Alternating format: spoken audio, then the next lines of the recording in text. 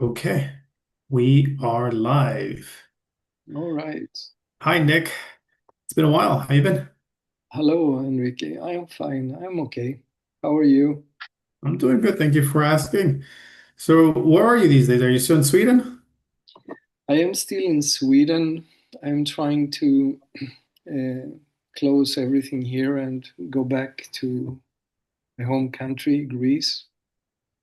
But things are a little bit difficult for the moment. Everything is a few practical things I have to take care of before I can go back to Greece. Okay, well, for our listeners who don't know, do you mind sharing a little bit about your story? About you have two daughters, if I'm not mistaken. Yeah, And well, my name is Nicolaos. I am a Greek, but a Swedish citizen.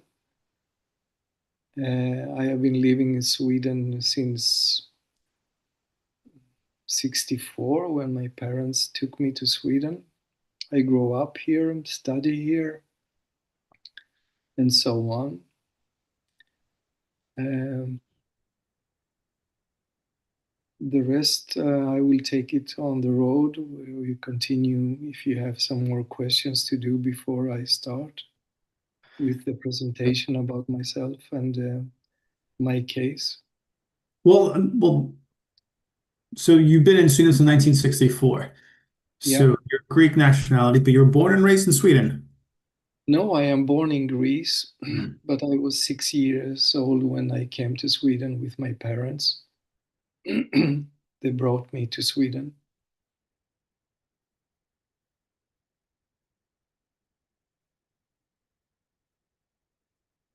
The image is freezing.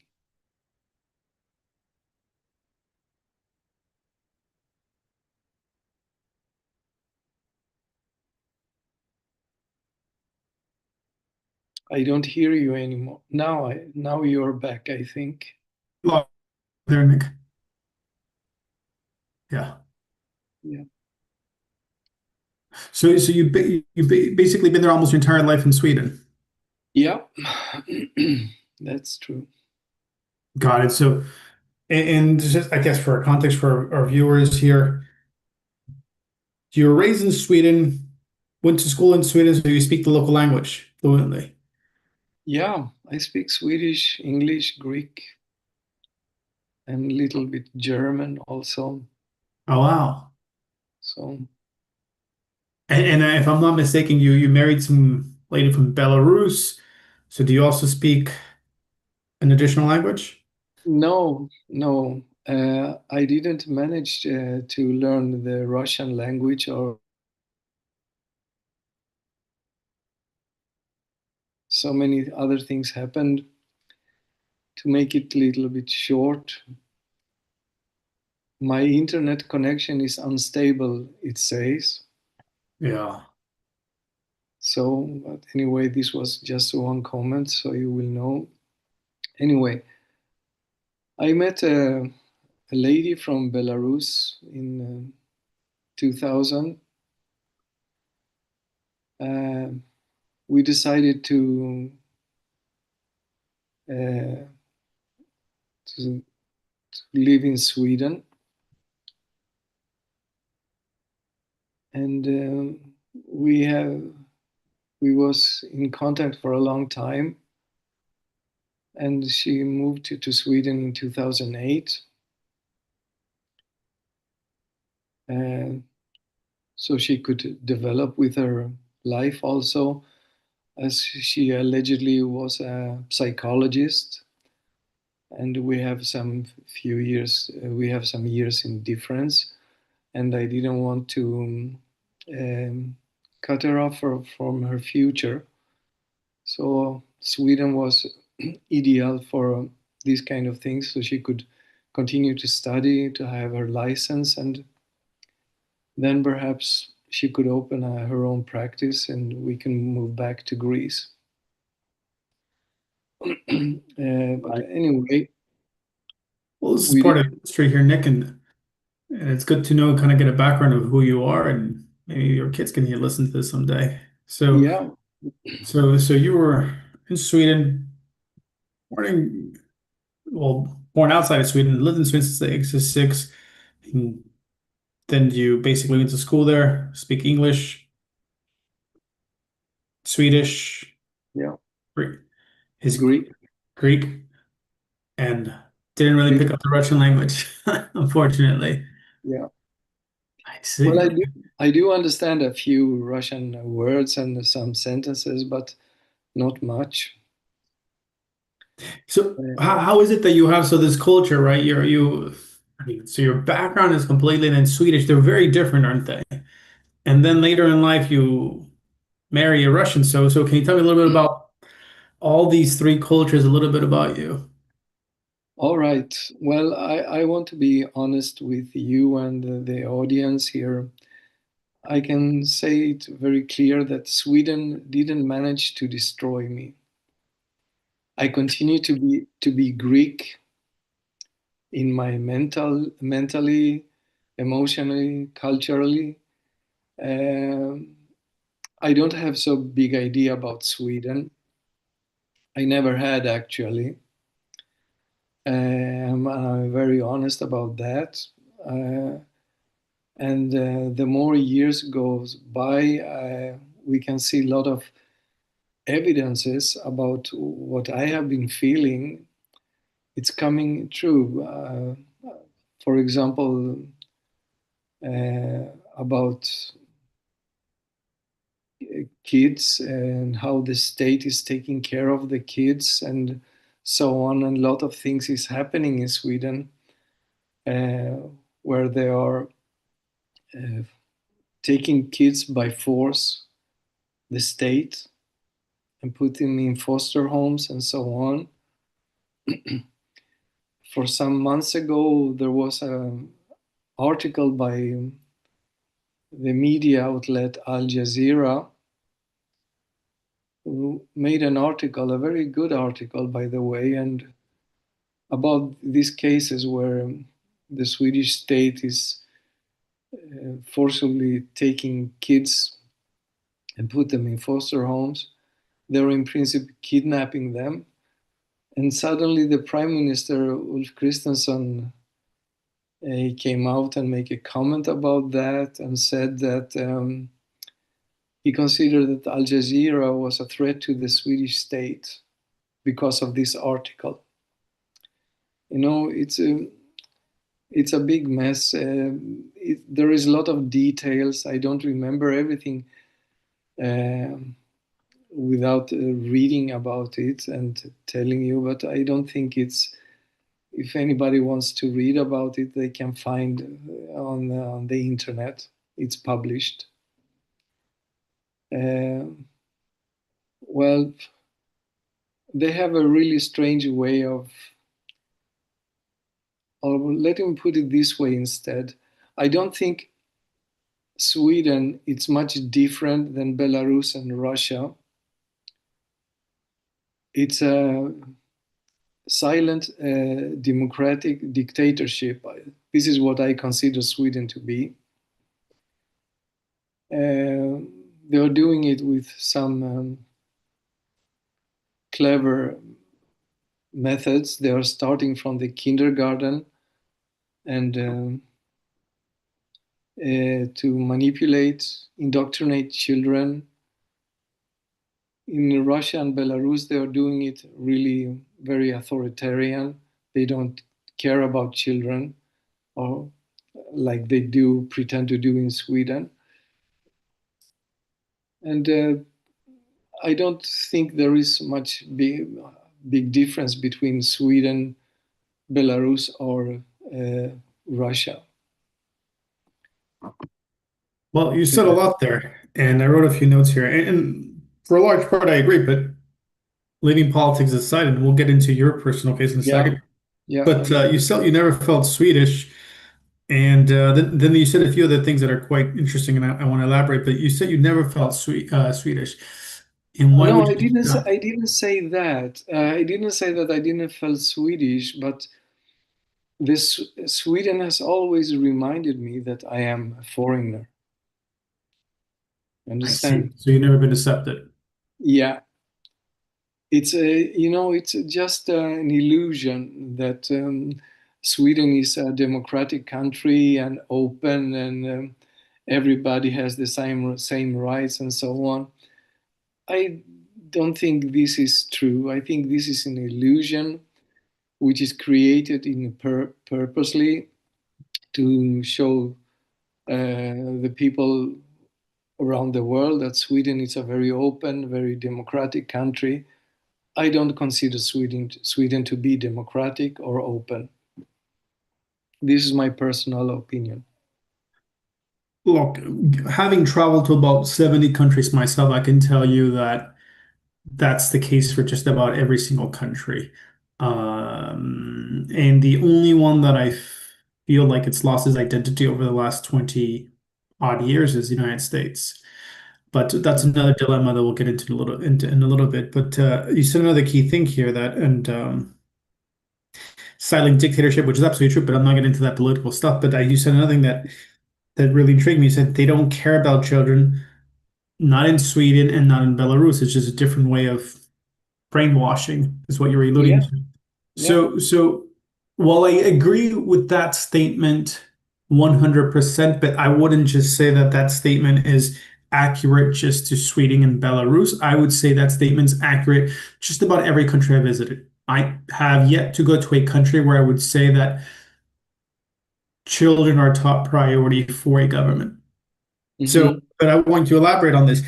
In your personal case, how did this come to light for you with your experience with the Swedish government and with the Belarus government? Because you could walk us through a little Well, bit of your story yeah, there.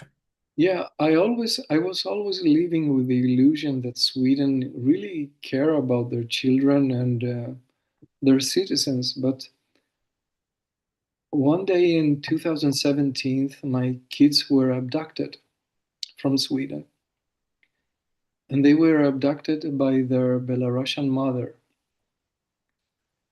and forcibly relocated to Belarus.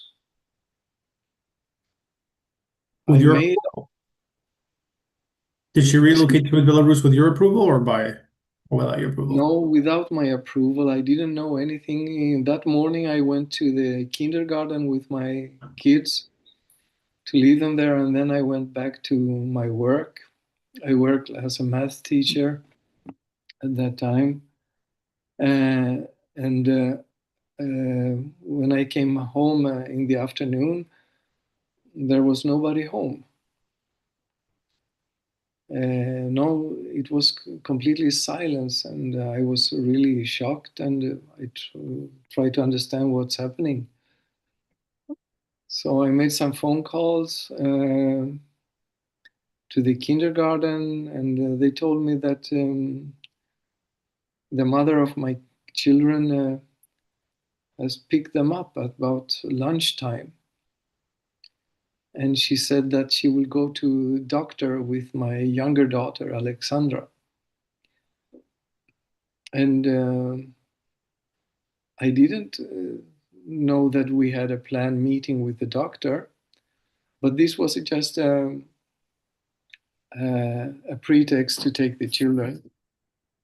Beforehand, you didn't see anything going on in your relationship with her.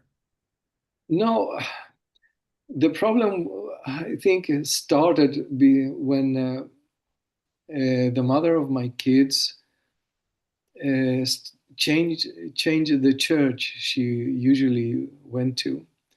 We usually went to a Greek church together, but suddenly she changed and she went to a Russian Orthodox church in the center of Stockholm.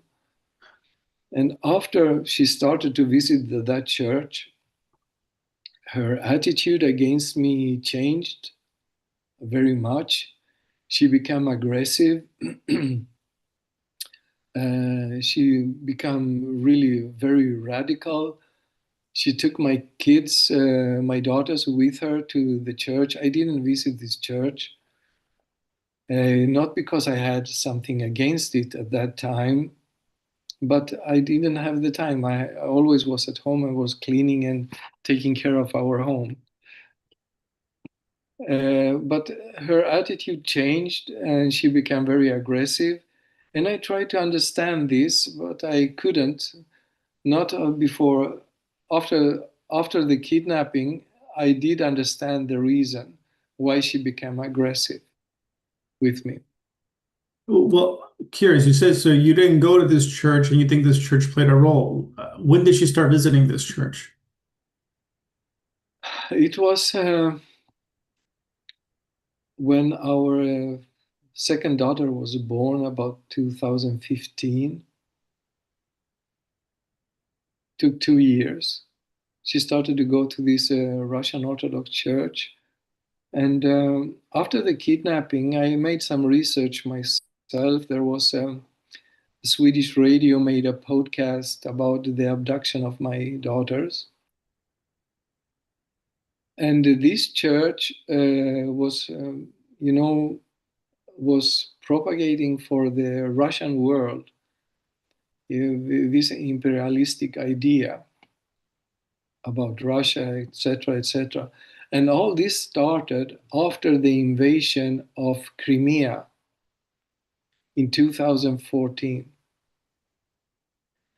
They, um they activated all the cells, the Russian minorities internationally. And Sweden was one of them, these countries. And the Russian church is a tool for propaganda and political views about Russia. And she started to become very aggressive uh, against me, and everything was wrong.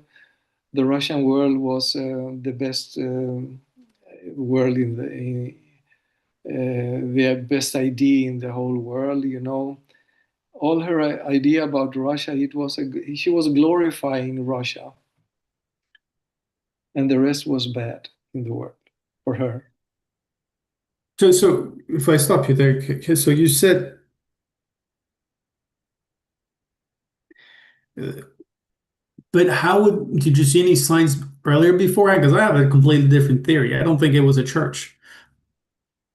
Yeah, no, I, we had some conflicts. Everything was not wonderful in our relation. She was very authoritarian. I am not authoritarian. I believe in, in conversation, in dialogue between people. And she treated my elder daughter very harshly. She beat her, she slapped her sometimes. One day I remember I came back from work and my elder daughter said to me, Papa, Mama has hit me. And I asked her, where did Mama hit you? And she showed me her butt. And I could see the fingers still after her mother has been hitting her.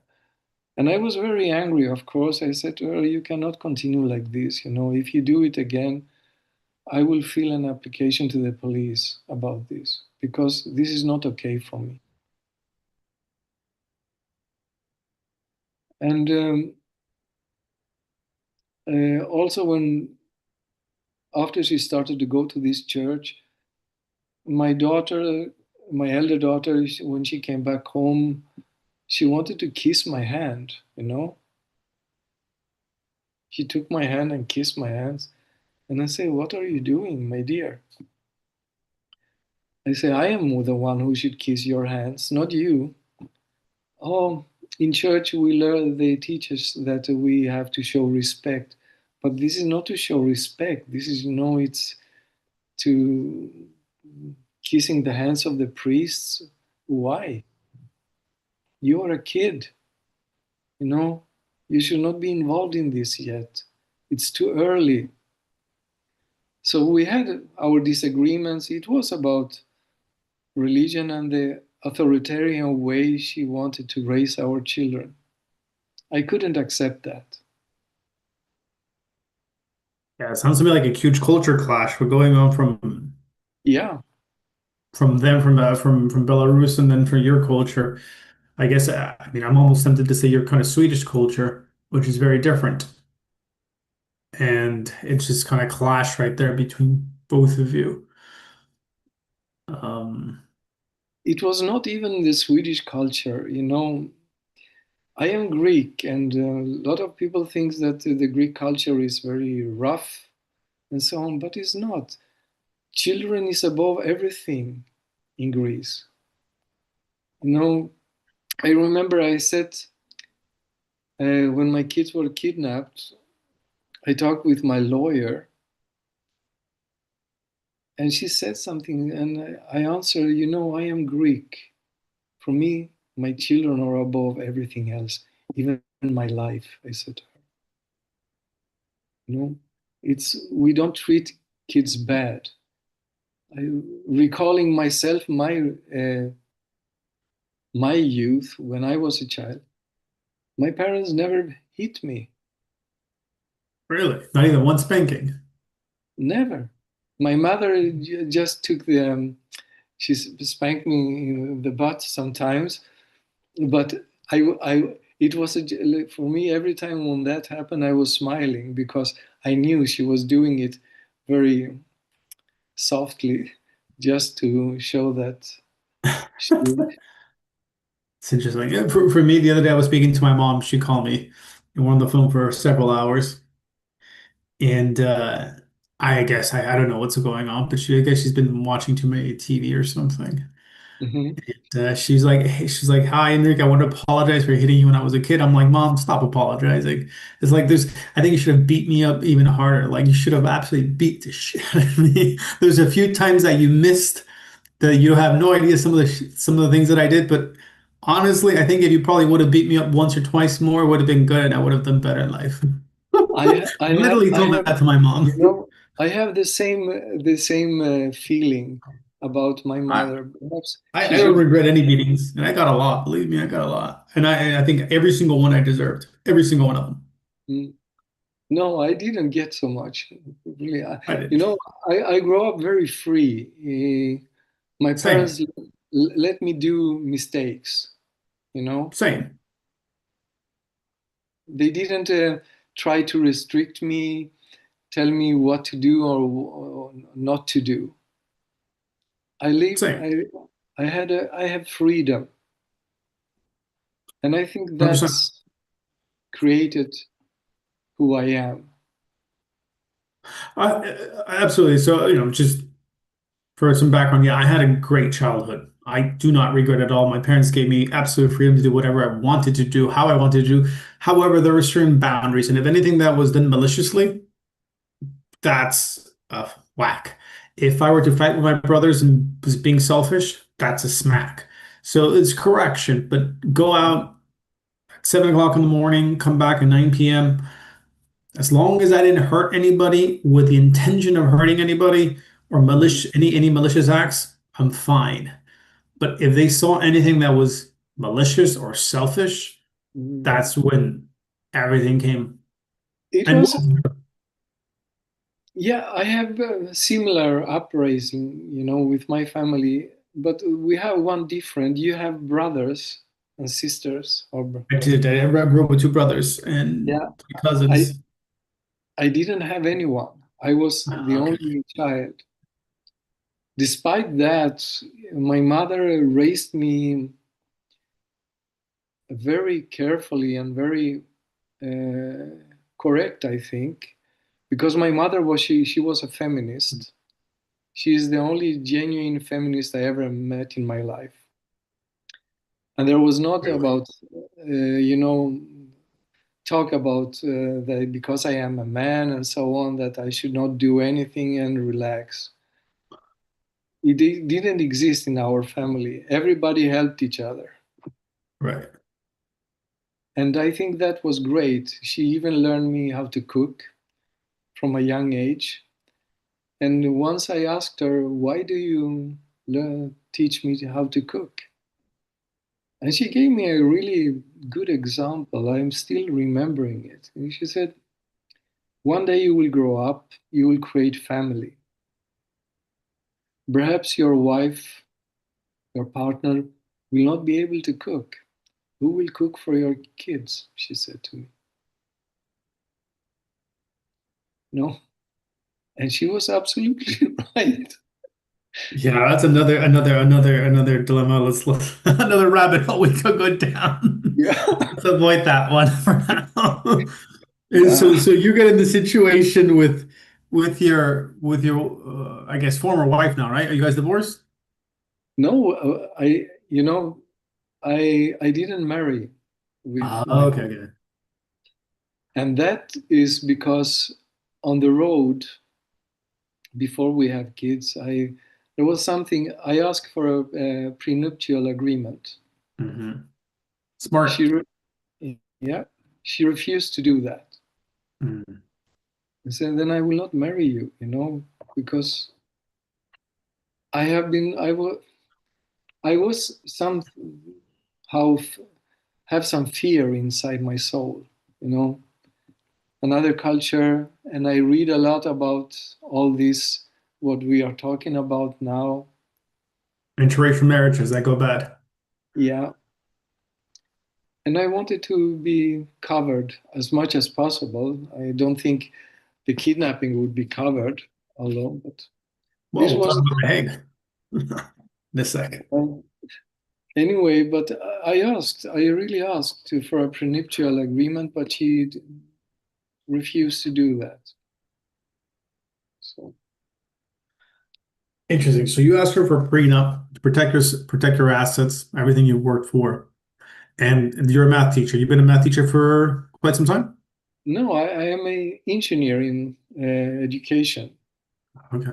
mechanical engineer. Okay. Very cool. So, but I worked as a math teacher for 8 years approximately. And then I stopped my work because there was not, the school wanted to make cut downs and I have to go home. So, but it's Gotcha. okay because it was in my age also. I was old, so I said it's okay. I Got didn't it. mind. So you get married with this woman from, well, not getting, you start having children with this woman from Belarus. You guys have some clash of cultures in terms of how to approach. And then you were telling us, sorry, we derailed. You recalled that she picked up the kids earlier to go to the doctor. And then, Yeah. Well, that day on the 18th of April 2017, she picked up our kids from the kindergarten.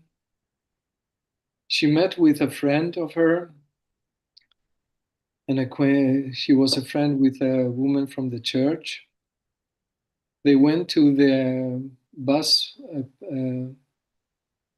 station to for the airport. She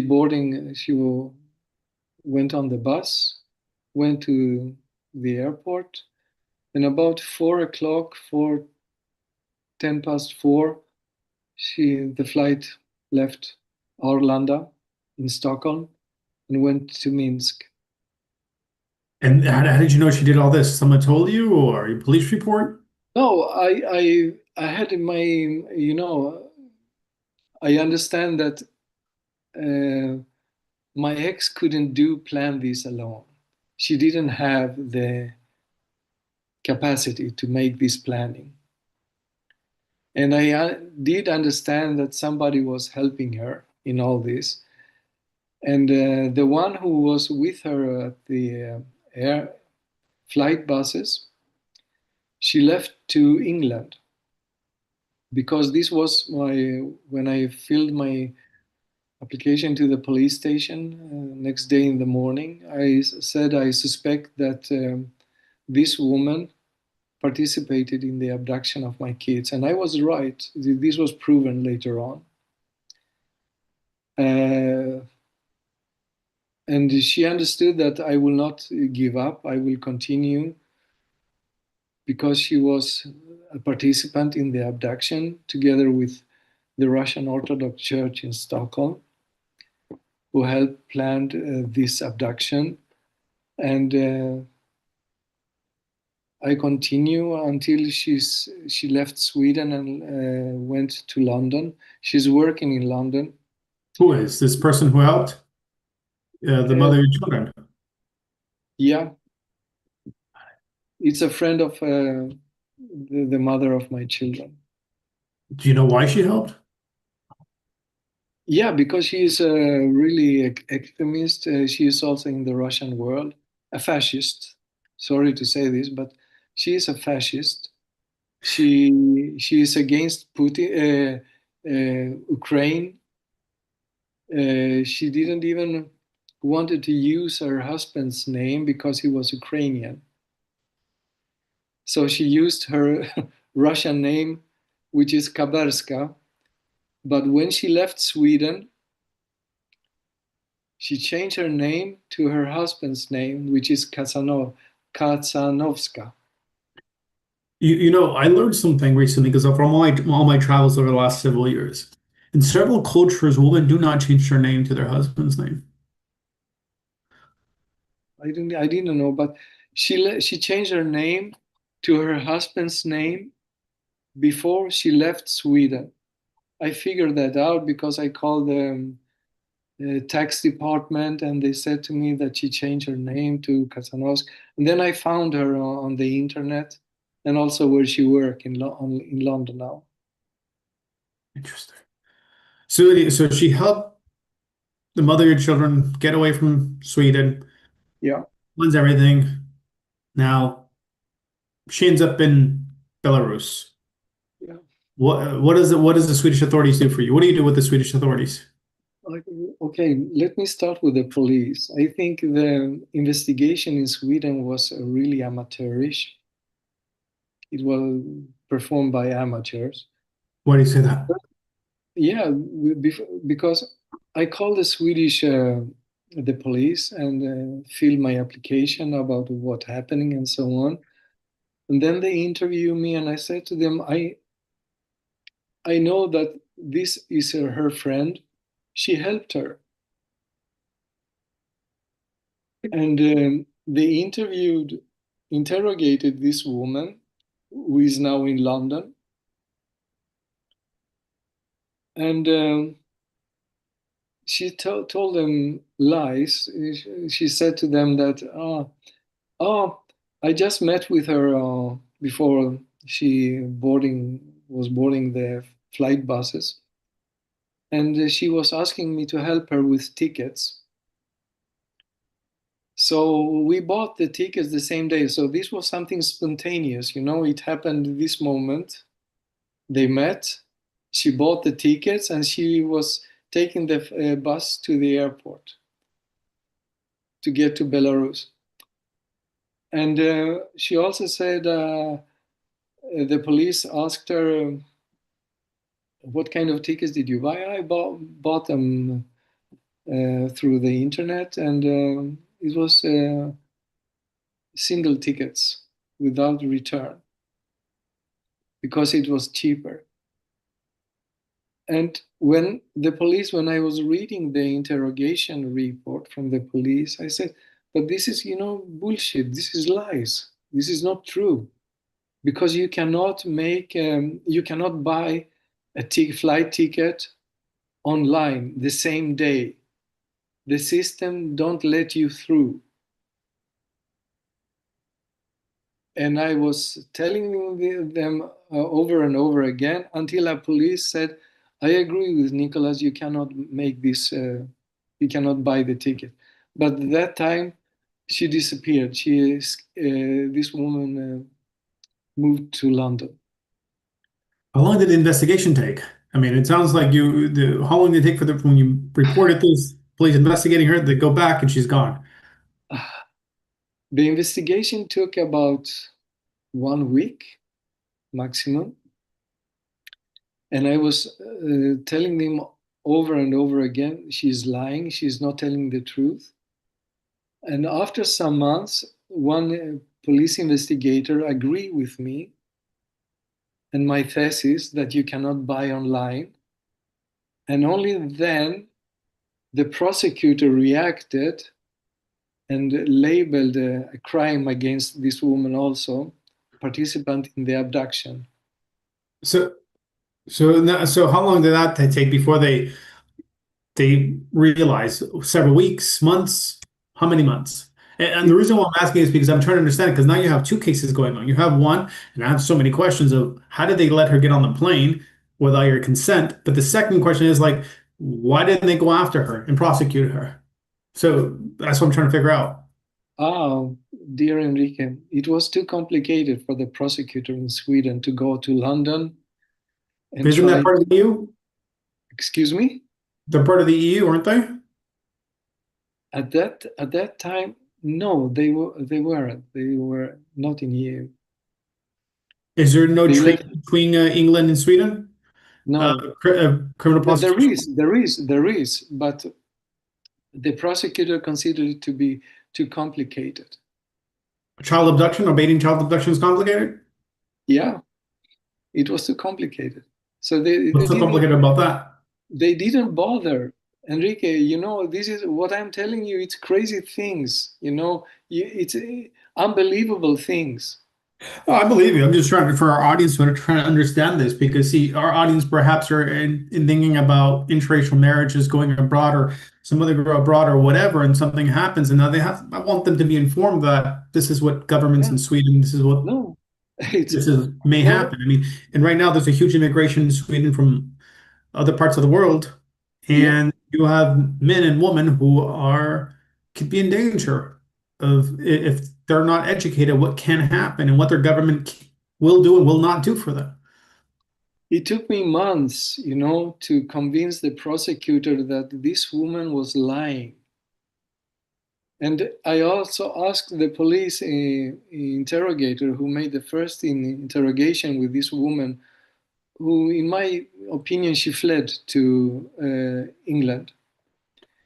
I asked him, when she said that she bought the tickets the same day before my ex was boarding the buses to the airport, did you ask this woman who said this to show you some receipt, evidence that she made this purchase that day? They didn't. They just accept. Do you think it's because of lack of training or lack of care? What do you think it is that police didn't even do a thorough investigation? I think more is lack of care, no, and experience. Because I am not a police investigator, but when I heard that, I would ask immediately, okay, show me a ticket, a receipt, or She make agreed an, that she bought the ticket. yeah, show me. You made it through internet. You say, okay, give me your bank account extract, because it will show there that you made this purchase. Because this is not true. The ticket was bought at least 2 weeks earlier. So this is Everything, pre-planned. yeah, everything was prepared. And then this woman also accused me that I was, because the first thing I did when I came home, I called this woman on her work here in Sweden. She worked at Spotify, I think, at that time. And I said, can you please tell me where Ludmila is? And she said me, I don't know. I said to her, you're lying to me. You know very well. I suspected her immediately. I knew that she was participant in this abduction. And then when the police made the interrogation with her, she accused me that I was talking to her very badly and so on. But I recorded my phone call, so for any case, for any reason, if I will need it, I didn't need it, but I recorded my phone call. And after that, Enrique, time went on and so on. Uh, I started my interaction with the Swedish state, the Ministry of Foreign Affairs. I prepared all my documents for the Hague case. I filled in a Hague case application. And that moment, I realized that Sweden, the authorities of Sweden, is full of paper pushers, document administrators, nothing else. I didn't have any support, nothing. I always translated all the documents in Russian language and gave it to them so they will have an updated, to follow my case. But I never had any support. And What was their reasoning? What would they say to you? ah, it was, this is so ridiculous. I'm feeling ashamed to say this, telling this, but they said, I said, you will not take my side, my children, they are Swedish citizens. Will you not support them and do whatever you can to get them back? And they gave me the answer, this pathetic answer. We cannot take anyone's part. We are neutral.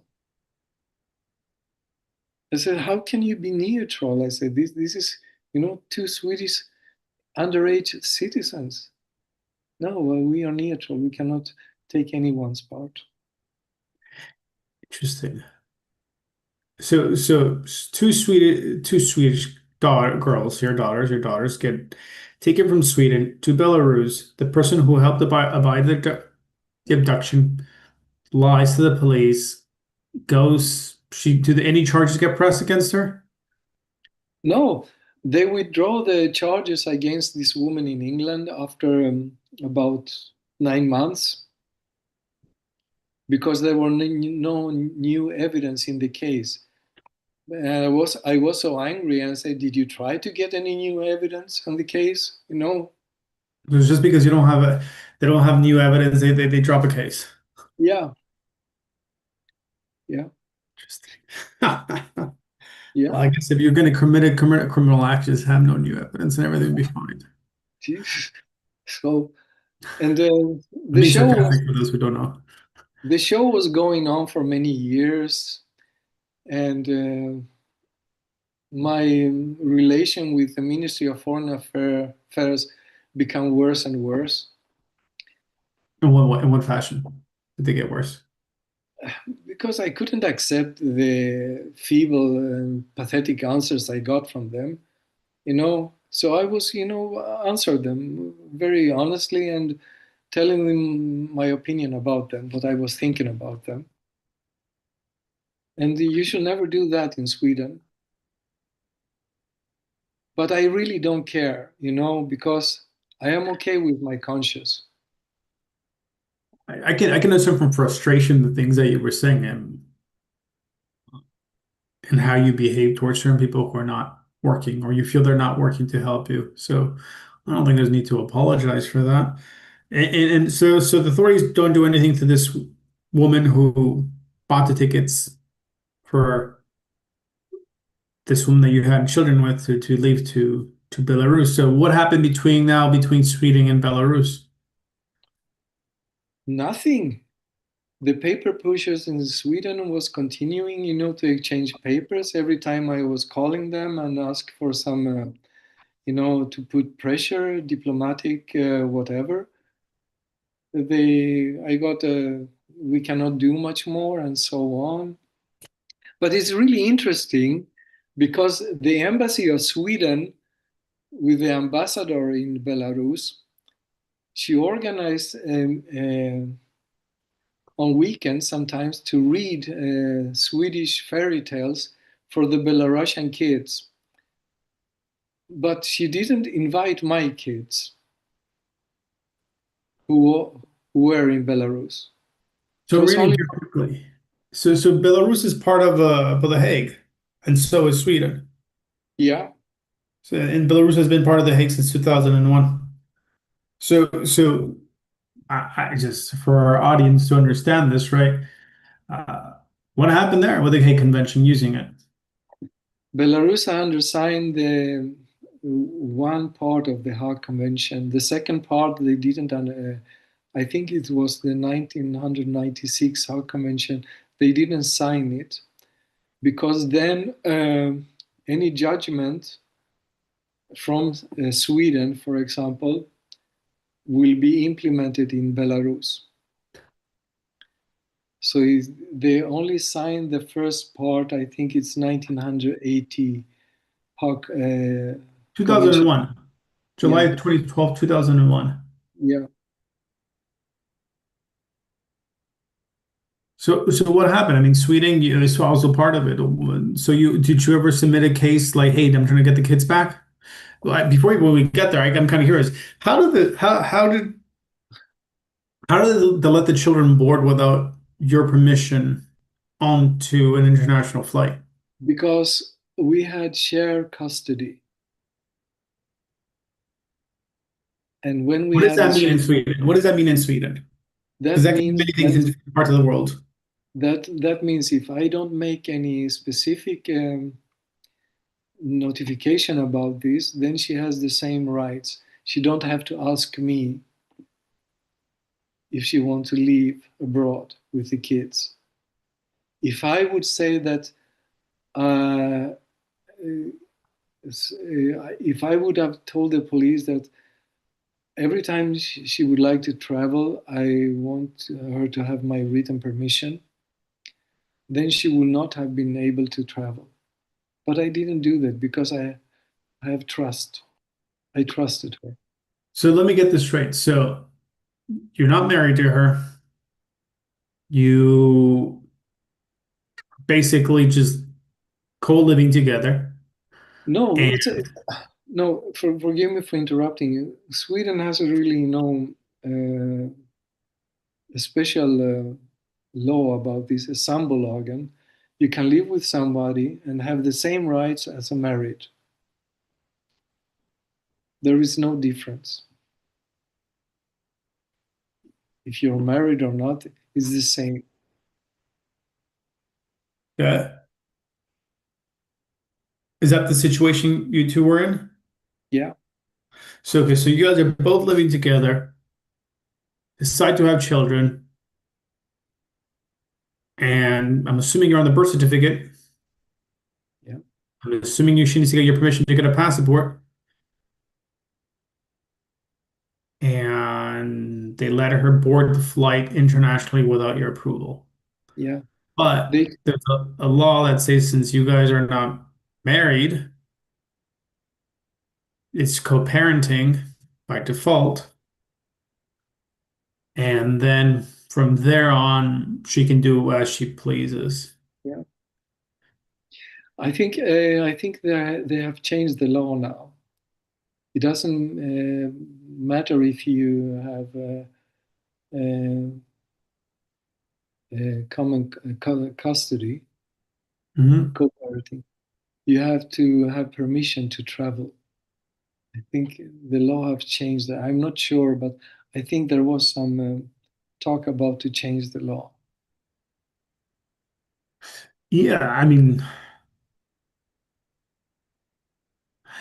I'm just wondering here, and this is my just a question that I have. Typically, for example, your patrol agent has no idea if you're married or not. No, The first question they see is like they see an adult traveling alone. Sure, no questions, no problem, go right through. But then, as a border patrol agent, you see a woman or a man with children, and the other parent is not there. The first question is like, where's the other person? Where's the dear, father of the children?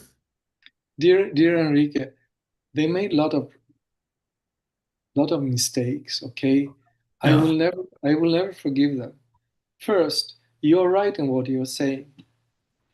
My ex had her family name. My kids have my name, family name. You understand? It's a I huge understand. difference. Yes. So My it could have been family name anybody is taking them. my family name is Sharopoulos. My ex partner's name, family name is Trafimovic, and they didn't react to this. You know, it's like I don't Yeah, know. That's what I I'm would wondering. like Is like, what did the I border would patrol like to agent do? use, Like, I am on my way to use bad language now, so I don't that's want to. okay. But I'm assuming she didn't have a Swedish passport, right? Your No, former she partner. didn't have a Swedish passport either. So you have a My, person who doesn't have a Swedish passport. You have two children who have Swedish passports. yeah, So, like, is this not enough red flag for border patrol agent? Like, hey, what's going on here? obviously not.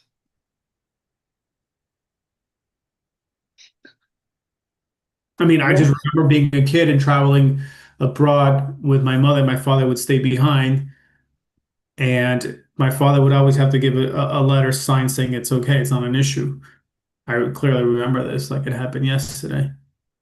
And so I'm wondering, like, why did the Swedish have such a huge gap? in Sweden, it's not a problem. No, no. To have a, my ex had her passport from Belarus. My kids have Swedish passports with my family name. My ex with her family name. The police didn't react. They just let them through. It almost feels like it's intentional. I mean, I know that's probably not the case, but it almost feels intentional. Yeah, But who knows? yeah. They don't care. I agree with you, but that's in a deeper subject that people don't care. I really believe what I'm saying. The Swedish authorities don't care about their citizens. This is my strong belief. And this is what happened with my kids. Instead of showing some attention to the abduction of my kids, Swedish citizens in Belarus, the Swedish authorities and the government was making business with Lukashenko, closing deals. And there was a big scandal about some gas turbines back Look, then. I've met some high officials here in Japan from the American side, and I can agree with you that there's thousands of child abductions here from Americans to Japanese, or Japanese who abduct Americans, children, or American children, sorry. And when you talk to these high officials, they know about the problem and they candidly don't care. Yeah. So they have other things that are priority. For example, achievements that they can use for running for public office back in the United States. And these achievements, candidly, are very minor. However, they're glorified. Mhm. So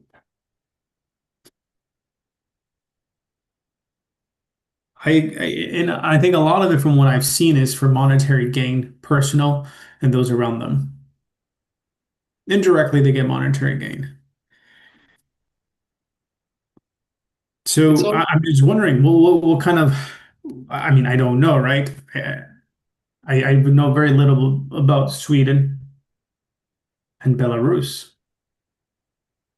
but how many cases do you know of that are ongoing? good question. Sweden don't keep statistics on that. I asked for that. It's only retroactive. Actively, they came up how many cases there was for some years, but this year they don't. I asked for this. How many cases have you solved? We don't keep records on that. There is no statistics. Interesting. Yeah. So, okay, so I guess let me get this right. So basically, this government from Sweden does nothing regarding the person who helped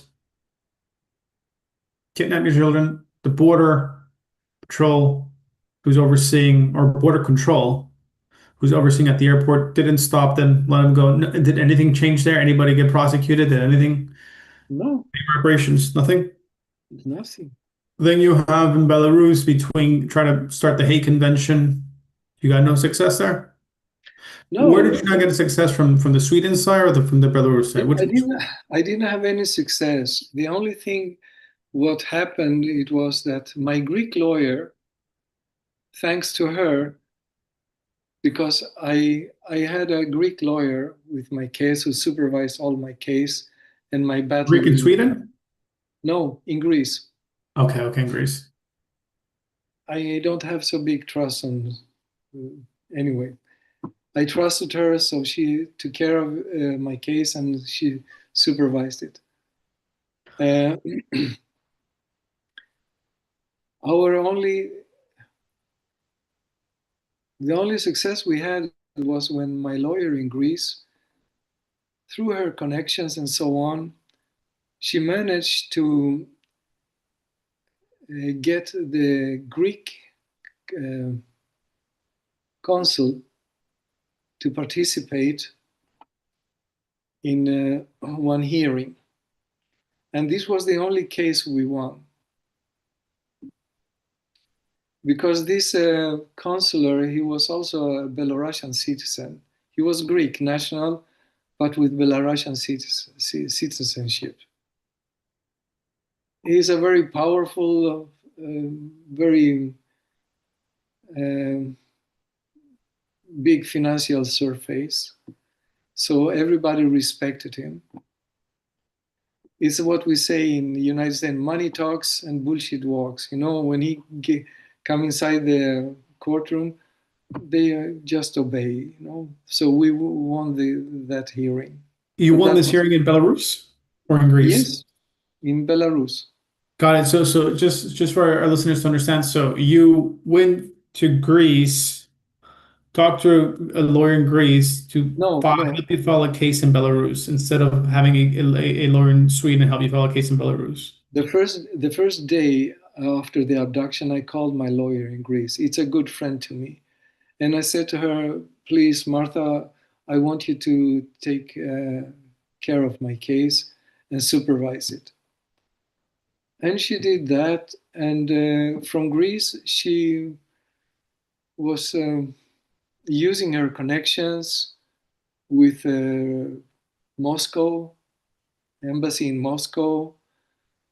She is very, very well connected in all these countries from the former Soviet Union. And she managed to make this consul from Belarus, who was also a Greek citizen, to participate in our hearing in Belarus, in Minsk. And we won that hearing. So she filed a case directly in Belarus, is what you're saying. Yeah, she was following my case in Belarus from Greece, and she was also coordinating the Swedish attorney and Belarusian attorneys. Okay, so you did have a Swedish attorney. Yeah, Got it. I see. Okay, so I guess just for clarity, you basically assembled a team, and this team was led by your attorney in Greece, who yes. was telling your attorney in Sweden what to do. And did you have an attorney in Belarus or no? Or that was the attorney of the mother of your No, children? she also gave the directives to Belarus. Okay, so you did have an attorney in Belarus as well. So you Yes, have three yes, attorneys. yes. Got it. I see, I see. Okay. And so you did win your case in Belarus by the sound of it. So what happened there? What did you win? What was the case about? Ah, Um, they sent it back to the first instance What does that mean? because they rejected my hog case application Why? because they considered it to be a domestic case, civil case. So they Interesting. rejected it. And then I appealed and I won this appeal. And they continue to uh, send it back to the first instance. But it was, the same thing. It was just taking time and to in the end, they used the argument that the children has been in Belarus for more than 1 year. Obviously, they didn't know about the articles in the Hague Convention. I heard So about this 1 year thing always being used, right? The kids are accustomed. So, but why don't they move faster? because this is the purpose, they don't want to move faster, so they can use it as an argument. Okay, so you win your case, and what case did you win? It was not I was it was just an appeal for the rejection of my Hawk case, and then it turned back to the first instance, and then it was rejected once again, and so on, and it was just a wheel, just to lose time and and I appealed to the Supreme Court in the end. And my case was also rejected from the Supreme Court. And then I stopped. It was 2021 because I couldn't go any further. I reached the Supreme Court. What happened at Supreme Court? They rejected my appeal. They consider. Can you excuse me for a moment, please? For I need to. sure.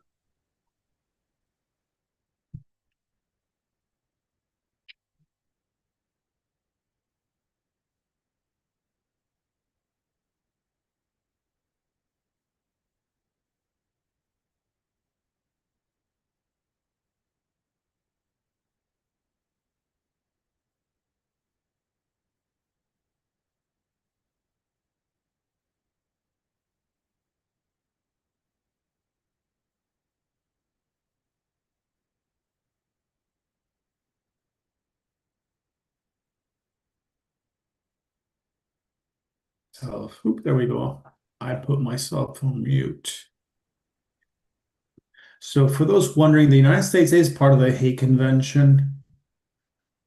And for our listeners,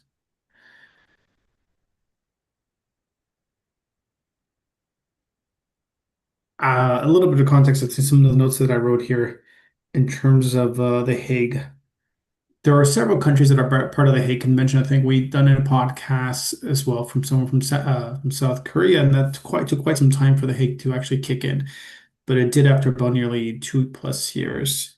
And in Japan, where I'm currently residing, they're also part of the Hague. However, it is rarely enforced from what I know. So I'm not surprised that Sweden and Belarus are part of the Hague and it's not being enforced.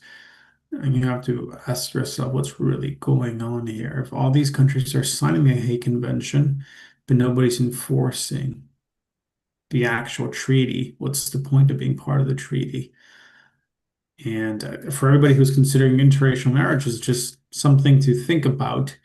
Hey, if I decide to have children with XYZ person, this is a situation or Pandora's box that I'm really opening up myself. Yeah. And this dives into a much deeper topic that is not part of our mission, but I think this is with certain things that I'm omitting, one can start putting the puzzle of why we have such a huge decline in population globally.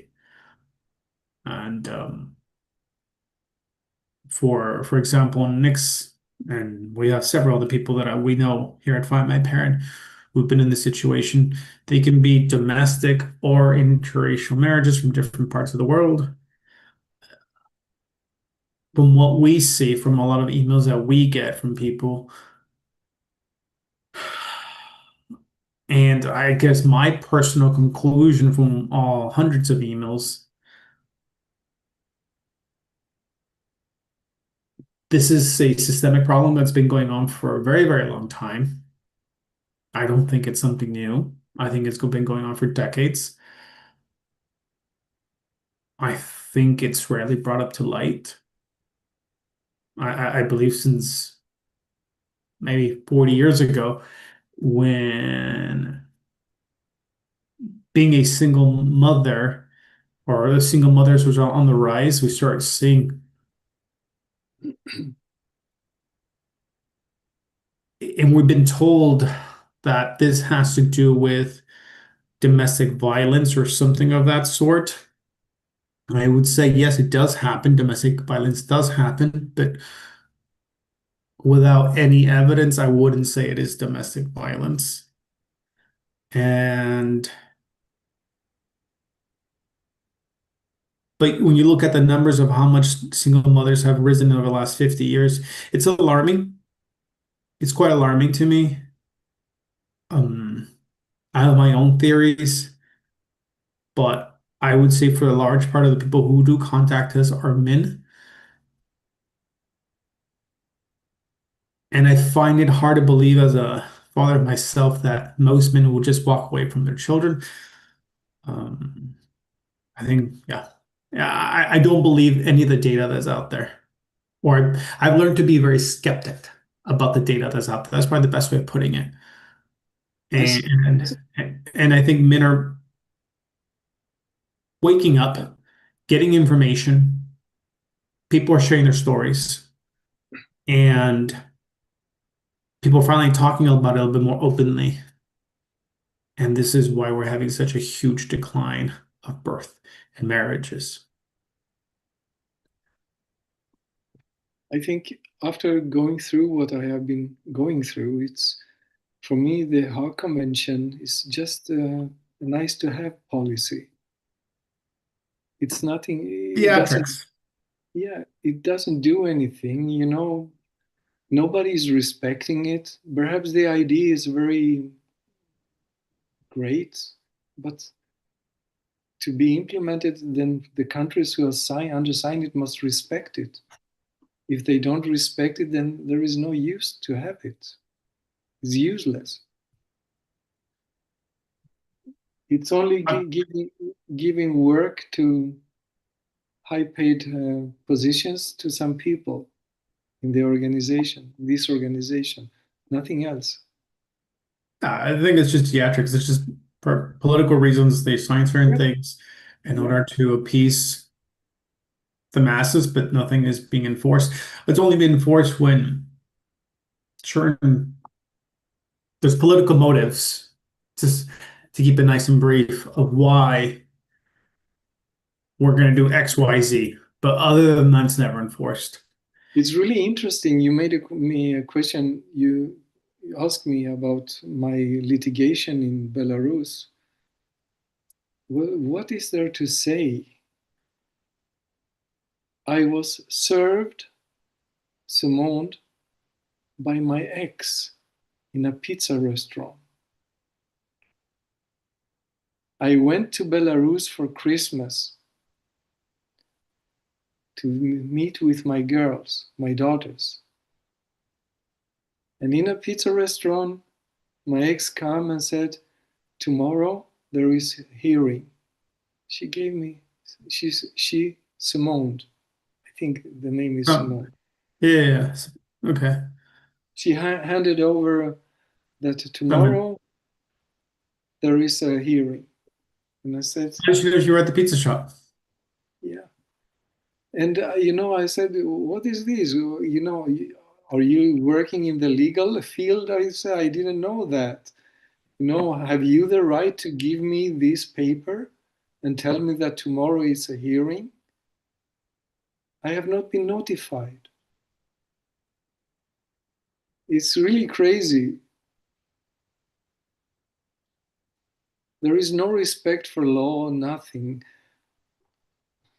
Belarus, for me, it's a lawless country. I mean, it sounds like, forget about Belarus. It sounds like Sweden's where it should be focused. It sounds like Sweden's quite lawless. Yeah, I wouldn't be focused on Belarus here. I would be focused is like, well, police didn't investigate abducting of minors in Sweden. no, The border control let minors go through with, they should have been alarming, like, who are you? Where's the consent from the parent? I know you cannot make a child by yourself. There has to be a father involved. I see it's not your last name. Where is that consent? I need to see it. Let them go Nothing. through, and then after that, you like, hey, um, file a hate convention, like go get the kids back, like nothing. So I mean, well, I know the focus here is like anger is towards Belarus, but my anger would be at Sweden. They completely failed in every You're single way, and you're a citizen of Sweden for the last 60 years. yeah, you're right. You're right. You know, I was really shocked when when you because they change in interrogators very often. And she It's was a fact really that I've seen quite a bit. and she was really good. She was very kind and very, very professional. And this was the investigator who also told me, who agreed with my thesis that you cannot buy tickets the same day. And she told me that my case was first opened by the prosecutor, that my act was opened 2021, April, from 2017. The first time they opened my case was 2021 in April. Is there a lot of crime in Sweden that I'm not aware of? Why did it take them 4 years? Not honest question. Yeah. And after when she told me this, I wrote a letter to the prosecutor. And then this investigator was relieved from her position and somebody else took over because she told me the truth about when my act was opened for the first time. Is there a lot of crime in Sweden? I'm blown away. There is, and they all What kind of crime? Child abduction, rape? there is a lot of there was a lot of rapes. I don't know. I've not been reading, but Because I'm just wondering why 4 years before opening your case? because they say they are what we read in newspapers and articles that they have so much work to do, so they don't have enough personnel to look after the cases. I mean, it shows that's it's extremely low crime. Why? I And mean, it's also, increasing now where there's a lot of immigration going in there, but that's a different yeah, topic. we also read that crimes are mostly committed by the immigrants in Sweden. Right. But I don't think that is completely true. It's just we have a new thing now, blame everything on somebody else all the time. Well, I don't know about Sweden to make that kind of a statement, but um, as you know, I lived in Central America for a while, and I would say that most of the crime was made by those who immigrated to that particular part of the country. Mhm. Um, Here in Japan, I mean, I'm probably going to be here for a little bit, but most of the crime is committed by those who are immigrants to the country, and we'll see where I go from here. But that's one of the reasons why I'm not back in the States. I mean, there's several reasons, but yeah, I mean, I used to live in California, and a lot of the crime that was being committed there was overseen. Especially if you are an immigrant. If you are American, then you would get the full extent of the law, which is quite interesting. Thankfully, I've never committed any crime, but I did see this myself. And sometimes I wonder if this is a perpetual thing going on globally, and I ask myself why. But that's another question for another day. I don't know what to say, but just for the records, for about 1.5 years ago, I found some photos of my daughters on the internet from the monastery where they are attending school. And my elder daughters looked very sad and unhappy. She showed that on the photos. So I called to them Ministry of Foreign Affairs and ask for their assistance to help me get in contact with my daughters because I am not allowed to talk with them. And the answer I got is we cannot do that. It's not in our job to take contact with individuals. At least they were honest. But it's not true because under the convention, which was signed in Vienna, the Ministry of Foreign Affairs and the diplomatic missions have the right to call and ask about. Yeah, it's a welfare check. It's called a Yeah, welfare check.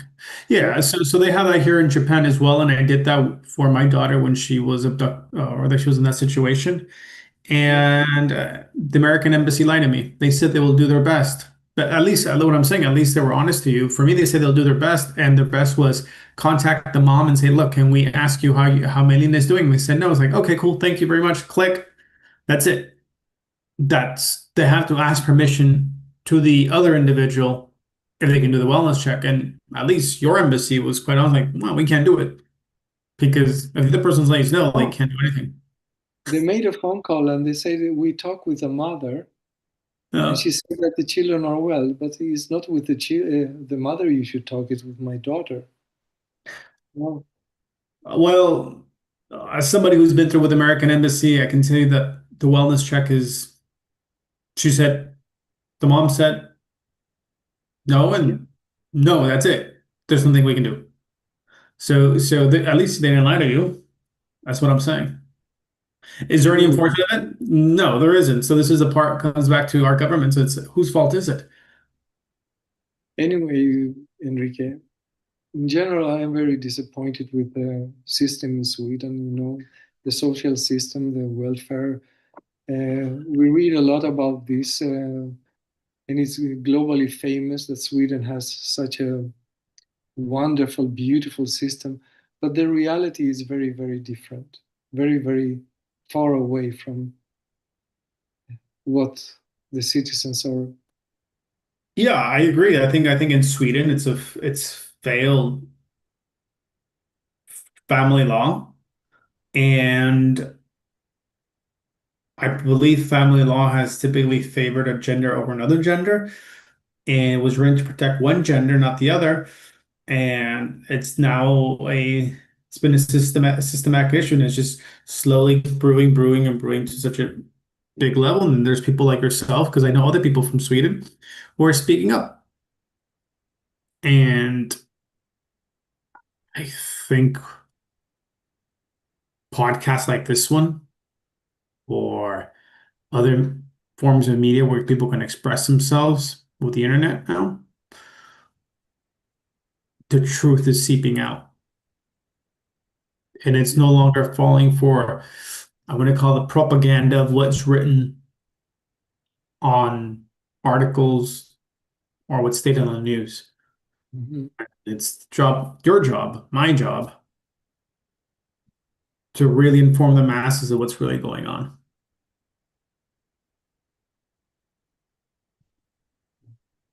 And I think for me, the thing that I'm really sad about your case is Sweden has failed you. And Yeah, so Belarus has nothing to do with this because you owe nothing to Belarus.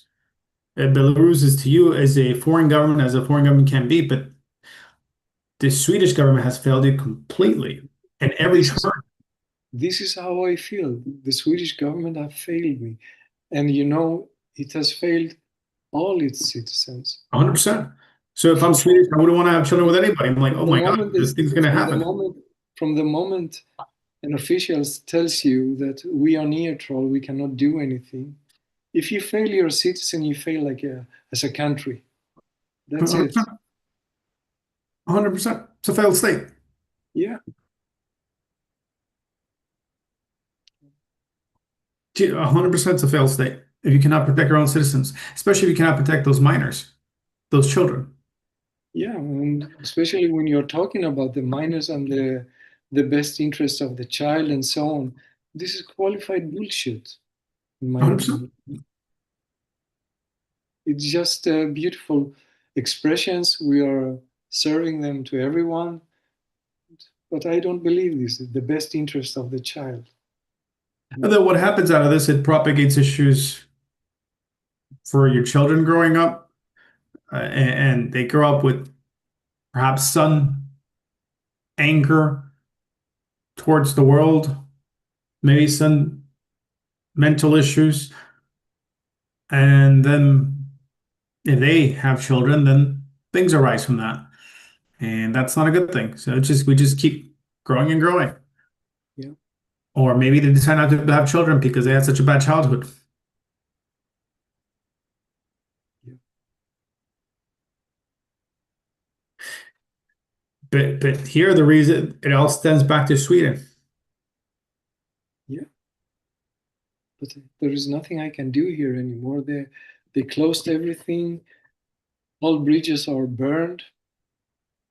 And now I'm just doing what I'm doing best, sitting and writing articles and publish them on my websites and on LinkedIn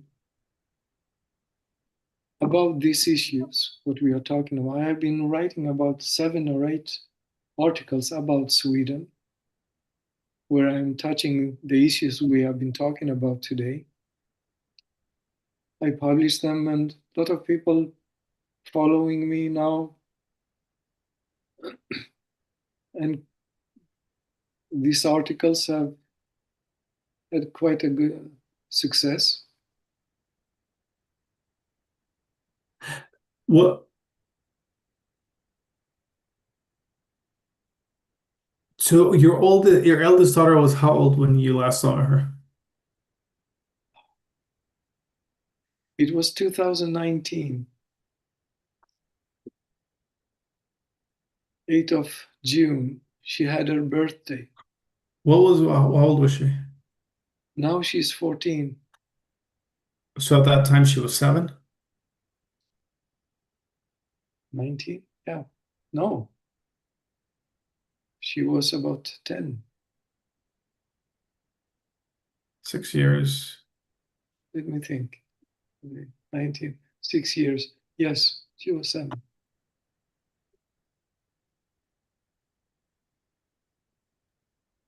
Time goes very quickly. Now she's 14.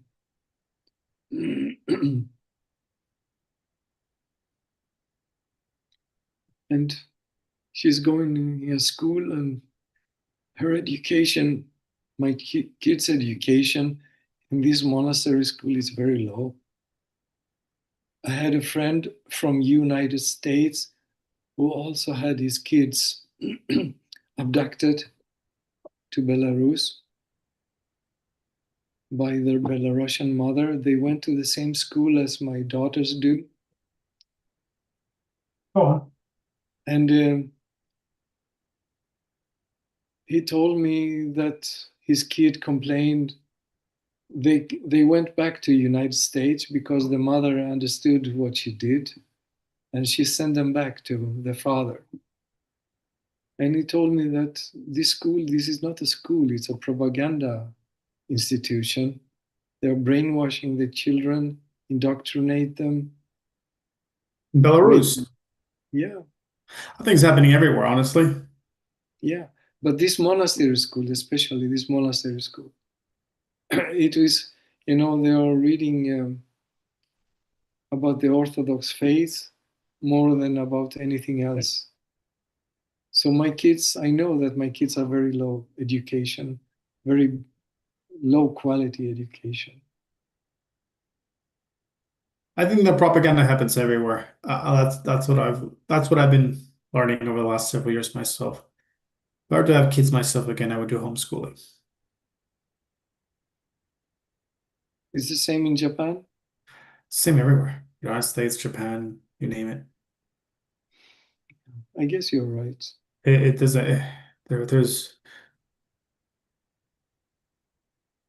yeah. There is The not deeper so. question is why is it happening globally? Because if you take a step back, right, and you look at the issues that are happening in Sweden, are almost identical issues happening in the United States, which are almost the same identical issues happening in Guatemala, Hmm. Costa Rica, Japan. You ask yourself, how's that possible? Because children, I think this is the easiest way to form. I mean, in terms of the propaganda, in terms of education. If you start from very early age, it's very easy to form an Yeah, individual, to 100%. make them adapt to the higher ideas of a country or a state, you know. It's the same, it's similar to the Soviet Union, Hitler. They started with the youth, you know. Yeah, that's another topic in itself, but I agree that the indoctrination is happening globally. And then the question is why? You start digging deep and you find out some reasons. You're like, ooh, it's should have never opened that chapter. Yeah. I mean, for example, at Find My Parent, some of the topics that we've covered as an organization is are quite heavy, especially when you start seeing where you see some child kidnapping going on in certain parts of the world Hmm. by certain organizations that you think are there to help you, but are not. And you're like, ooh. And these are things that we can't speak about because you put yourself at risk, Yeah, high risk. I know. And then you ask yourself, well, if children are not the priority of a nation, who is? I agree with you, Eric. But It's so a your very, children, so the last one you saw is she was 7 and the youngest was 3. yeah. I went, If they saw this podcast, what message would you give them? excuse me, If they were to see this podcast, what message would you give them? that whatever may be, whatever happens, I love them more than anything else in the world. I love them more than my own life. I wish and hope they will be strong enough to not buy all the indoctrination they are facing, and that they should make one question to themselves: all the information we learned, did we have something else to compare with? Did we ever had another reality? And then I think they will have the answers then. So there's one thing I actually 14, one of them is 14, the other one is 9. No, no, no, she's 10. 10. So they don't know you, right? Oh, my younger daughter for sure doesn't know so much about me, or we don't have this connection because she was still breastfeeding when she was abducted, even if she was 2 years old. Yeah, but My she ex, doesn't know you. Like no, even the one doesn't even know you. She doesn't know you, right? my older one, my older one knows me because I can feel that there is a connection between us. When we talk, the few times we have been allowed to talk, I feel it, I know it, and she wants to be with me. I can see it, but she is afraid to express it freely. I see. So But for your my younger daughter who doesn't know you, like who would you say who is Nicholas? He was an engineer. He did what as an engineer? He was a teacher. He was a math teacher. What kind of math? Like what are his hobbies? What does he like to do? my hobbies nowadays it's to write articles. I'm writing. I am writing quite much. I don't know why, but this is a way for me to escape, to sit down and write. Do you like to This is write a lot? Yeah, this is why I created the website. It was an occupation, you know. to not have to think about all the other bad things. So you're It using was, it as a journal. yeah. But what kind of math do you teach? Like, this is for your younger daughter. Like, what would you tell her? Who is Nicholas? Well,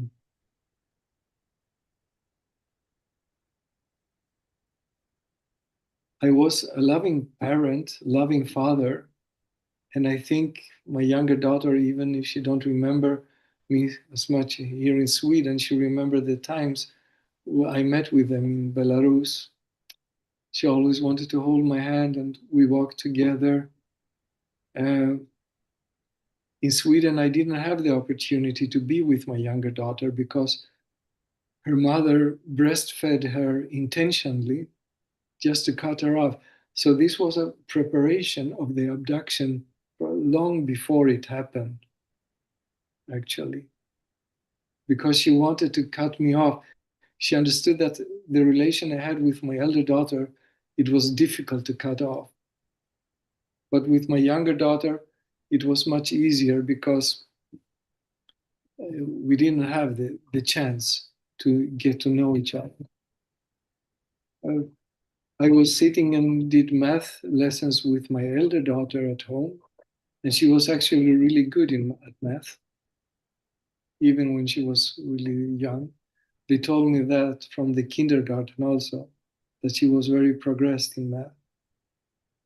And I had my dreams about my kids. I saved money so they could go and study wherever they want around the world, the best universities, international universities in the world.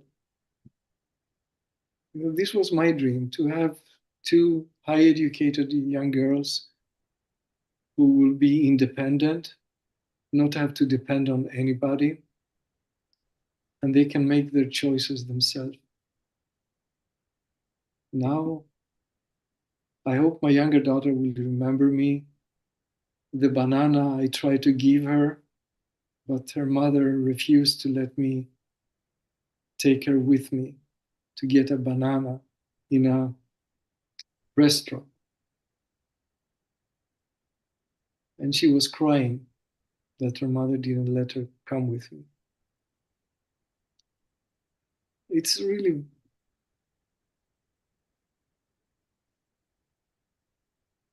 I don't know what she can remember. I hope she will have something good to remember about me. No, but who is if your daughter's here? Like, who would you tell her Nick is? Like, for example, if my daughter told me like, who is my father? I could tell like, Well, okay. and I am a person with principles, loyal. I can give my life for somebody I care about, like I did for her mother when she was on her way to die in a hospital. I didn't give up. I never give up. I can Most of all, attest to that. like a Greek, I never give up. Greeks never give up. We continue to That's the awesome. final drop. I can attest that part about you. I've known you for a few years, and I can attest to that part about you. Yeah, I never give up. And I will never give up on them. I will wait for them. One day they will contact me, I hope, and we can sit down and talk about everything. This is why I made the website. I translated it to the Russian language so they can read it themselves and create their own picture. This is what I meant, to have two sides of the coin, because Yeah. now you only have one side. They have a Swedish passport, right? They had, They had or have. they had, because their mother destroyed the passports. But they could still go get another one. It's not an issue, right? No, no, no, no, it's impossible. I really tried that with the Swedish government, the Swedish authorities. I asked them, How do you know the She, mother destroyed them? Did she show you that? no, she told me that. That doesn't mean that's true.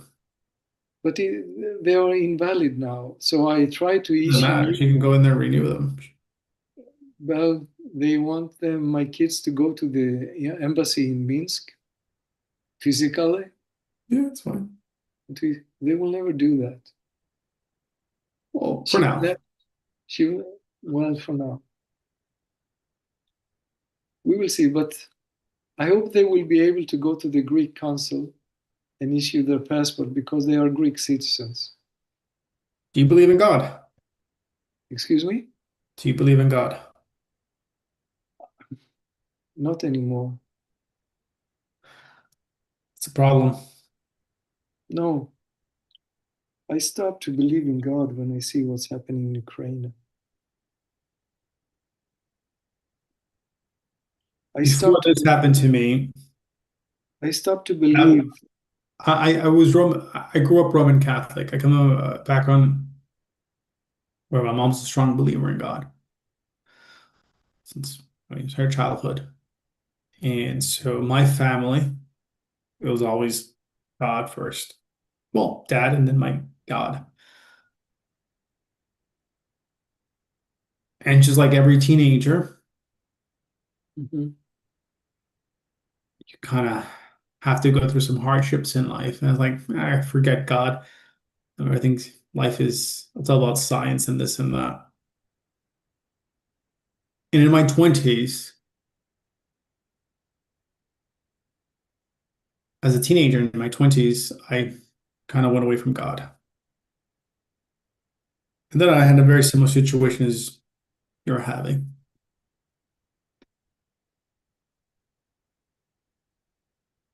And for the first time in a very, very, very, very long time, I broke down. And from the bottom of my heart, I start praying, start reading the Bible.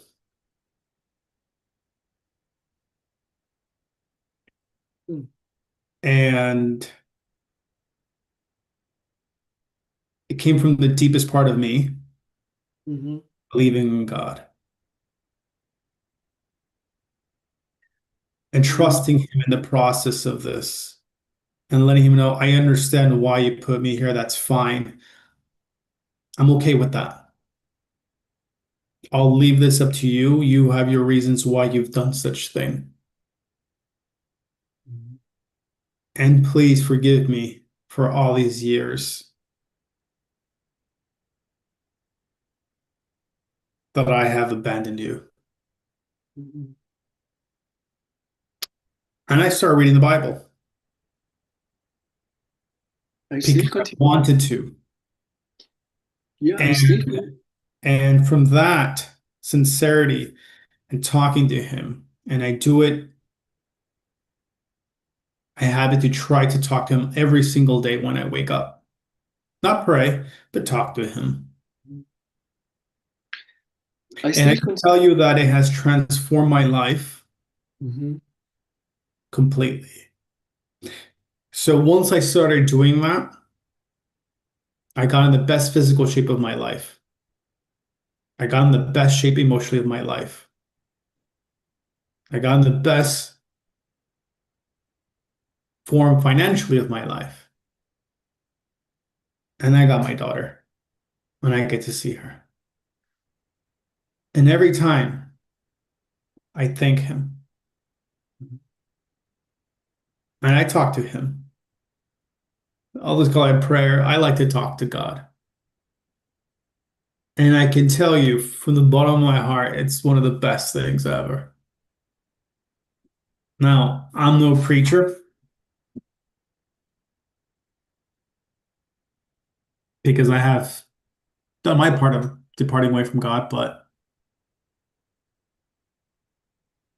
don't ask him why. Ask him, what do you want me to learn from this that I'm not seeing? And I know why he did what he did for me. That's something personal between him and I. Interesting. And every time I talk to him and things don't go well, I think I understand what I'm doing wrong and what you're trying to teach me. Mhm. I am reading And my things, when I talk to him, things Mhm. get better. I am reading the Bible, mostly of curiosity, and also perhaps I will learn something. But I have difficulties to believe in those who exercise religion, clerics who preaching about God and so on. When I see them, they are going to blessing nuclear bombs Who's with blessing nuclear bombs? holy water, the Russian priests with Who holy say water. they're who says they're talking to God? See, this is the thing is your relationship with God should be between you and him and not between another church. And Well, then, I think that's where people get everything all mixed up. And I then, think no, it's no, easy, my point, right? It's easy to blame somebody else for what others are perpetuating instead of having your own relationship with him. then I do have a really good relation with God because I am talking with somebody all the time. I don't know if the name is God, but I am talking with somebody. Well, you got to believe in him. And if you just said that you don't trust it, and then that means you don't really trust the process. But when you embrace the process and you trust him, like I'm going to be fine, everything's going to be fine, and I believe in you, and I know everything's going to be fine, then that's when you really, really, you don't believe, you know it's true. So Mhm. I don't believe in God. I know it's true. I don't know what he looks like. I don't know what he's like, but I know he's true. And when I came to that level of I know he's true, no matter what happens, this is where things started going well in my life. Mhm. Even if things are going horrible wrong, I don't question, is there a God?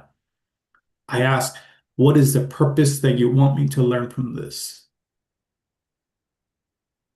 But Most people always, and this is where your faith is shaken and you don't actually believe. You want to believe, but you have doubt. It's like, oh no, I don't believe in you because this is going wrong.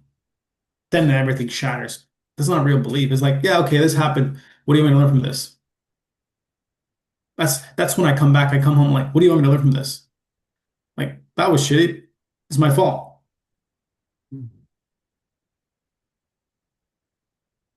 interesting.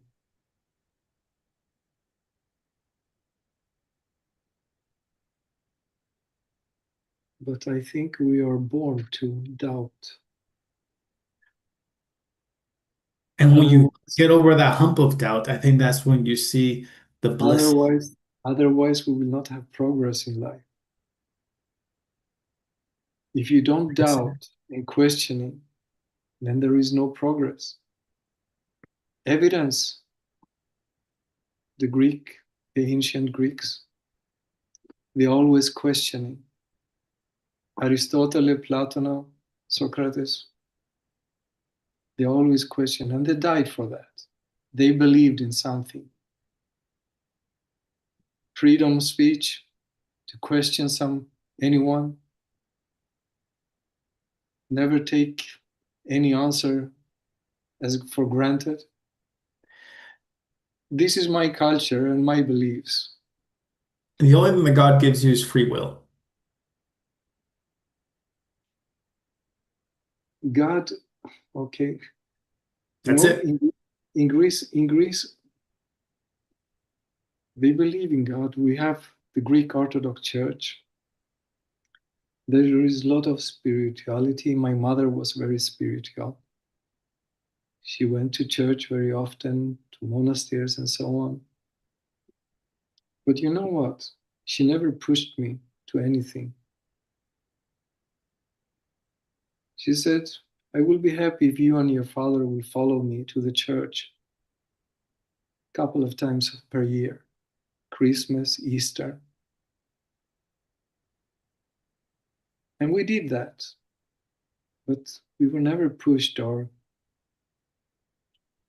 to believe and, you know, have this faith and believe. And my mother, more, she always told me, never trust in priests. Don't ever kiss their hands. I'm not saying to trust any priest from. What I'm saying is have a relationship with whoever this God is, with you and Yeah, but him directly.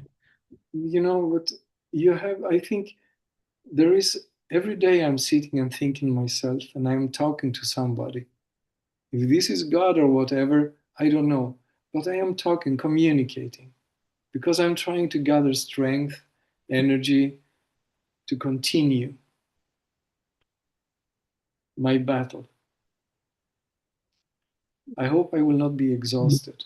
What if you don't see it as a battle, but as a learning lesson? What is he trying to teach you? Do you think that this is the abduction is a lesson to me? For me, it was 100%. Well, I can tell this to our daughters. If this is a lesson for them, this is my question.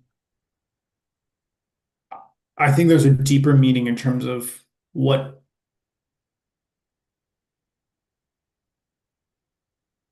he's.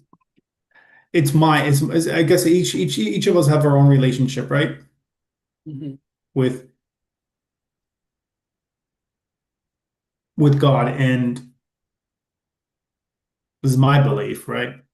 And you have to understand what is he that he's asking of you. Perhaps God wanted to give me a lesson. All right, I accept that.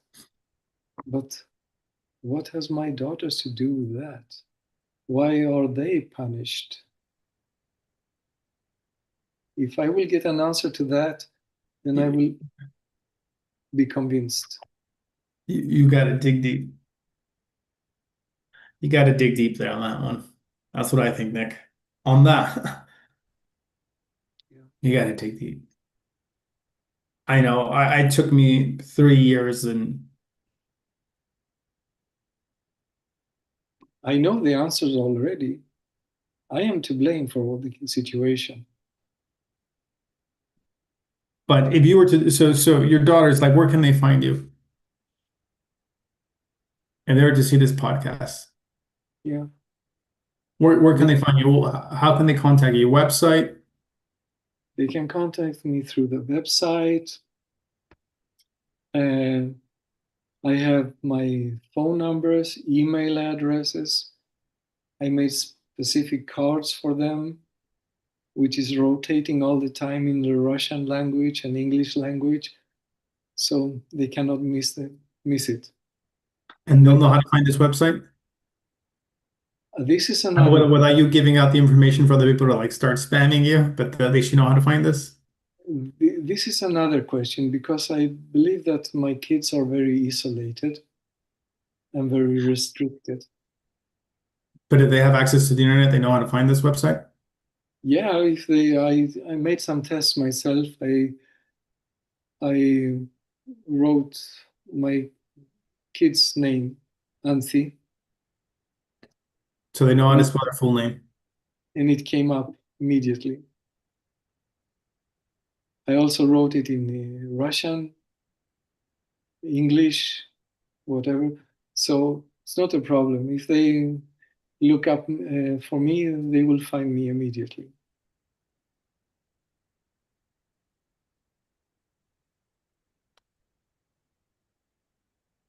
I think of one thing that I can see from what I've seen from other parents that have reunited that I know of.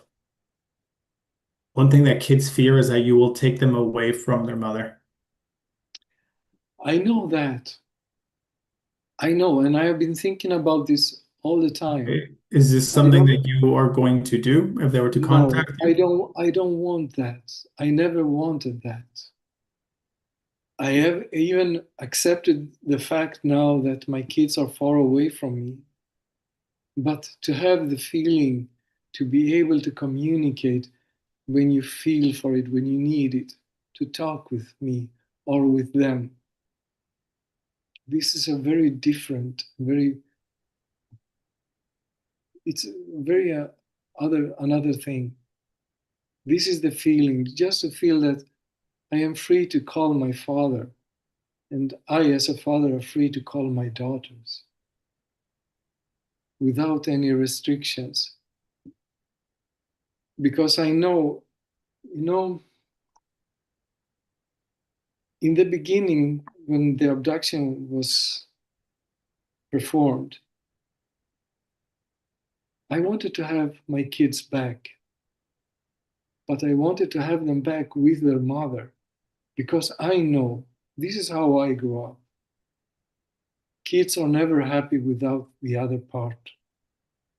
They need both parents. Even if their mother did what she did, I will never be able to cut them off from her. And I will never do that. This is my beliefs.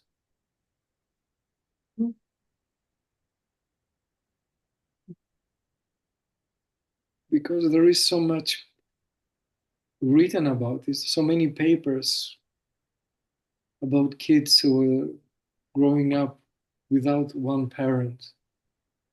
And I can see it in my daughters now. Even if we are in a big distance, I see that, especially my elder daughter, there is something missing in her face, in her attitude, in her spirit. It's not the same kid when she was 5.